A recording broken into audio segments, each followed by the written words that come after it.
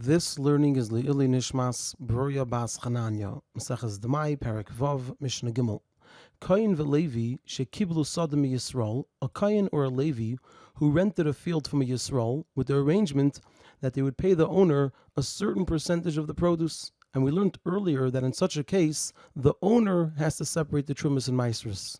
But over here, the Kayin and Levi would be happy to separate the Trumas and Maasros themselves, because this way the Kohen could keep the Trumas and the Levi could keep the Maasros. So we have an argument over here. The Tanakama says that Kishem shecholkin bachulin kach cholkin batruma, that just like they divide the produce that is chulin between themselves, the renter and the owner, the same applies with the truma. In other words, the Kohen and Levi cannot separate the trumas and the maasros from the owner's portion.